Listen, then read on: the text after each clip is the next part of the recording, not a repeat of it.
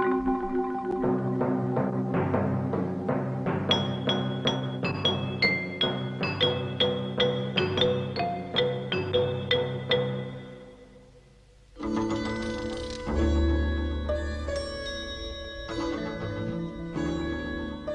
petit train frontalier a passé par là, autrefois. Mais le temps, c'est bien connu, a toujours eu raison des petits trains, comme il a eu raison de l'ancien régional Porrentruy-Bonfol, qui, pendant des années, a fait docilement sa navette en nageois, poussant même chaque jour sa petite promenade par-dessus la frontière jusqu'à Pfetterhose, en Alsace.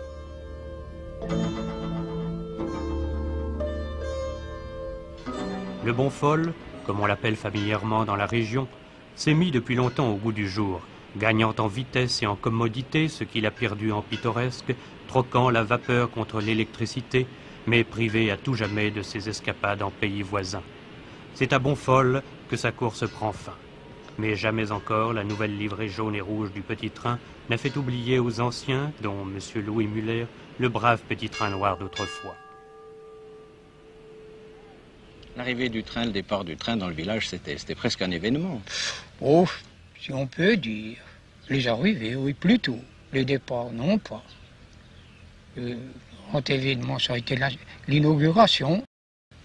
Et puis, trois restaurants qu'on a érigés en face de la gare, dont aucun actuellement n'est plus en exploitation. Chose curieuse, n'est-ce pas? Voilà qui peut marquer, donc, disons, une mutation considérable entre ces deux époques. Vous étiez impressionné, tout jeune, quand on voyait dans la machine le mécanicien tout noirci de charbon? Oh, ben, vous savez, au ce temps-là, hein. Ben oui, oh, c'était une figure familière, oui.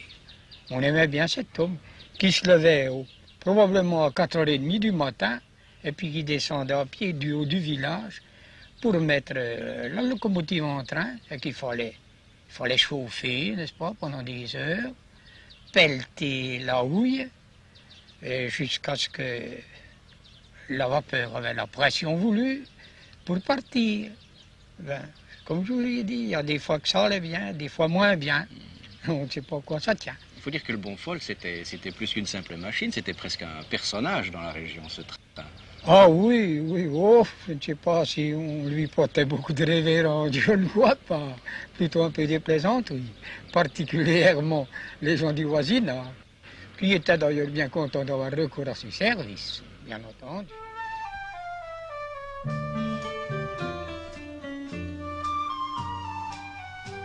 Au point de rencontre de l'Alsace et de la joie, Bonfol n'a plus rien de l'agitation ni du va-et-vient qui toujours entoure les villages frontières.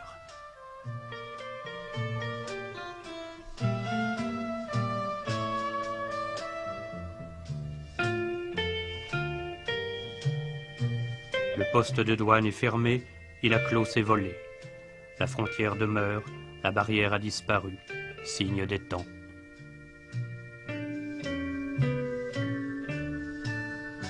Si vous avez, selon la formule, quelque chose à déclarer, c'est au prochain village, à Beurnevézin, que les douaniers vous le demanderont, et avec des fleurs.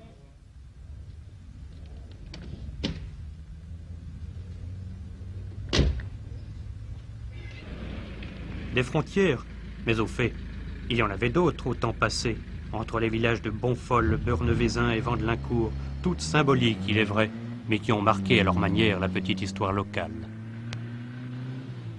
On donne des surnoms encore parfois aux gens dans la région à Bonfol. On appelle un sobriquet les habitants les bas. Oui, ça veut dire les crapauds. C'est le patois de la région, ça. Oui, oui, les bas. Et pourquoi les crapauds? Oh, ben ça tient peut-être au fait qu'il y avait autrefois, comme d'ailleurs encore aujourd'hui, beaucoup d'étangs et puis des marécages. Alors, c'était des endroits tout trouvés pour le développement des crapauds, vous voyez, pour les batraciens. Au printemps, on en voyait mais des myriades qui couraient sur les sentiers, dans la forêt, aux abords des bois. Et puis c'était des hécatombes sur les routes quand les voitures passaient. Je ne parle pas des autres, il n'y en avait presque pas ce temps-là. Eh bien, c'était peut-être pour ça qu'on nous appelait les bas. Les Vandelincourt, nos voisins, avait le sobriquet de les ânes. On s'entendait bien entre Crapaud et Ancrane? Oh, vous savez, on s'entendait à peu près, mais quand l'automne venait, les jeunes gens, enfin disons les gamins, les écoliers, oui, devenaient un peu agressifs, vous voyez. Alors, c'est à d'usage que on s'explique un peu avec eux de temps en temps. La guerre des boutons. Oui, c'était une espèce de guerre des boutons. Alors, dans les deux villages, on formait des équipes, je ne sais pas comment on dira aujourd'hui ça, des expéditions, des commandos. Oui, disons des commandos. Et on se rencontrait là-bas, à mi-chemin, entre les deux villages où il y a un ruisseau. Alors c'était la limite, le ruisseau. Il ne fallait pas le dépasser, ça. Enfin, c'était l'éclatement de la lutte. Il fallait donc, ma foi, un peu chauffer l'affaire, quoi. On se criait des sobriquets. Oua, Ouen d'un côté, ou bas de l'autre. Pour nous, vous savez, ça ne nous faisait pas grand-chose d'être appelé Ouba, parce que on avait beaucoup de sympathie pour les crapauds, vous savez. C'était une espèce de notre patron pour les gosses. Mais Ouen, ça nous paraissait assez humiliant pour les Modelincourt.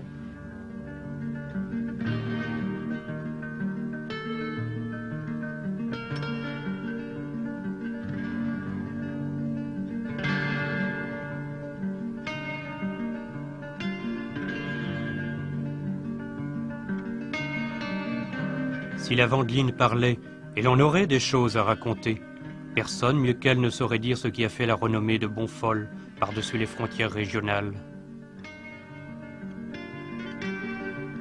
Le calme du paysage, direz-vous? Un peu. La simplicité d'une campagne rutilante? Peut-être. La terre, oui, mais une terre qui a donné vie à un artisanat devenu bientôt un art véritable, la poterie.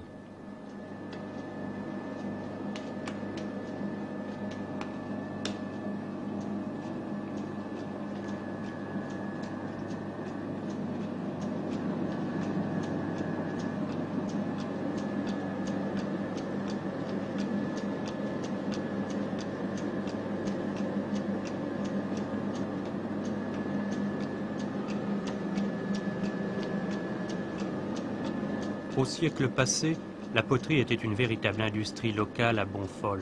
Dans chaque maison, ou presque, on avait un tour sur lequel naissaient des objets fabriqués par la seule habileté et la seule fantaisie des artisans, dont les produits faisaient la conquête des marchés environnants. À commencer par le caclot, dont on ne saura jamais s'il a été inventé pour la fondue ou la fondue pour lui. Des marmites, des moules à biscuits, des écuelles,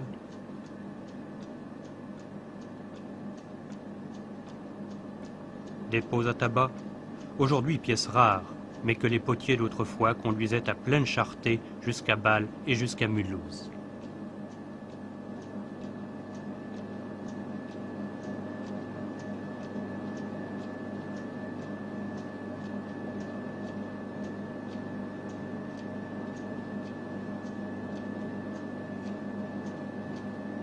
Et puis surtout des cafetières, élégantes, dodues, les pièces maîtresses de la poterie à Joulotte, fabriquées une à une, avant qu'une première vague de mécanisation mette fin au prestige de la pièce unique.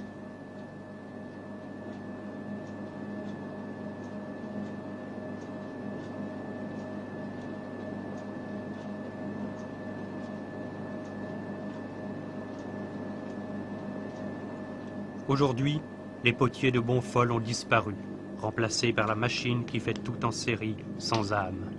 Un seul travaille encore la terre à la manière des artisans d'autrefois.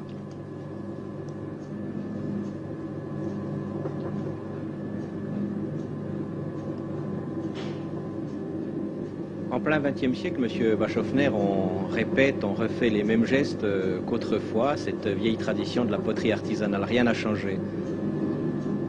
Rien n'a changé. À part que le tour actuellement est mécanisé, le tournage est resté ce qu'il était il y a 2000 ans. La technique est identique, c'est la même. C'est exactement, c'est construire un pot sur un axe à l'aide du tour. Et c'est la technique la plus simple, mais qui demande quand même au départ plusieurs années d'exercice.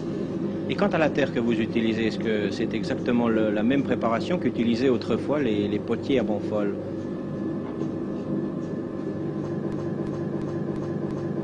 La terre est la même, à part la préparation qui a subi quelques améliorations, en ce sens que précédemment la terre n'était pas passée par moulin, tamis et filtre-presse comme on l'a fait aujourd'hui.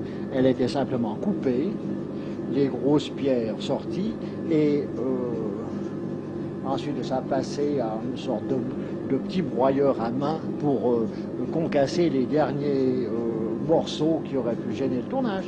Mais en général, la terre, on voit dans les anciens produits, était assez grossière. Est-ce que vous êtes inspiré de ce qu'on faisait autrefois dans cette poterie connue partout dans le Jura et ailleurs, de cette poterie de Bonfol pour votre travail d'aujourd'hui?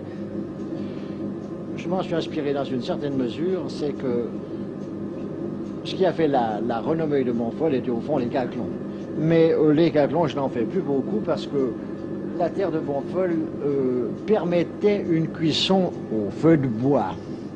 Tandis qu'actuellement, avec les modes de chauffage actuels, électricité ou gaz, elle n'a pas suffisamment de résistance. Et j'en fais, on va dire, de moins en moins à ce sujet-là avec la terre de Bonfol.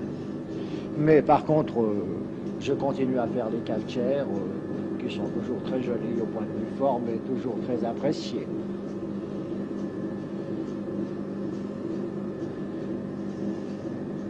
Est-ce qu'il y a une renaissance de la vieille poterie de Bonfol? Je ne sais pas si on peut parler de renaissance, mais en tous les cas, je m'efforce à donner à la poterie de Bonfol une nouvelle ligne, on veut dire, si on peut parler de nouvelle ligne, qui devrait lui permettre de survivre. Pas parce que, on va dire, les articles justement d'emploi sont quasi terminés. J'en fais pour ainsi dire plus.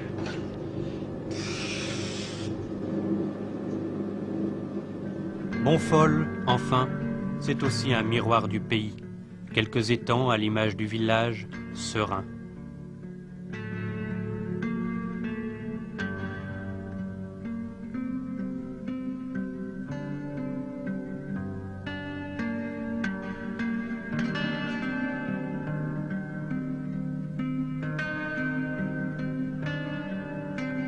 De vous à moi, auriez-vous cru qu'on puisse y découvrir autant de choses, depuis qu'on ne se hâte plus vers une simple frontière?